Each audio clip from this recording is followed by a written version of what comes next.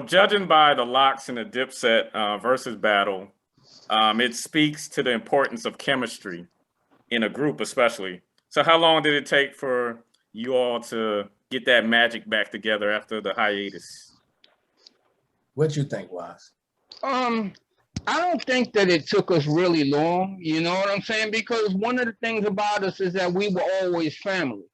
Right. You know what I'm saying? We were always family. So it never took long to get that chemistry back, you know, back together again and stuff like that. We've always, kept in contact and stuff like that, we talked about personal things and this and that and that and this. And when the topic came up about, working on a new album and stuff, everybody was with it like that. Okay. Yeah, I think so in that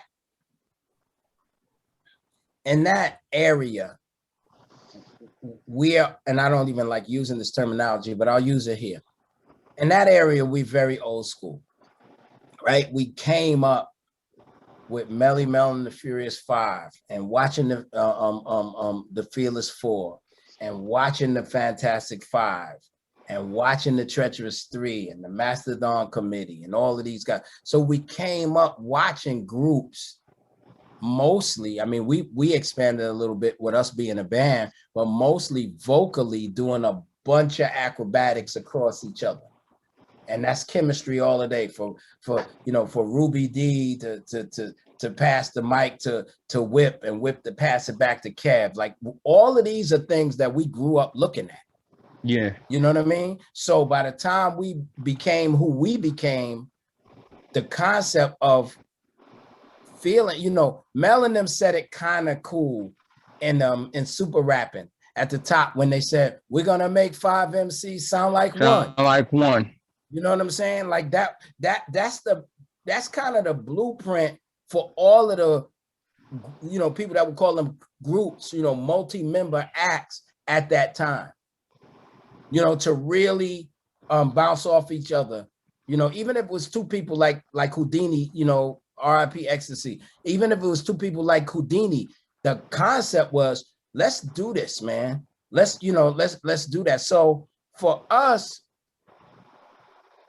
it's not the chemistry that took time at all. It's just the studying of the landscape and figuring out how to hunt. Mm-hmm.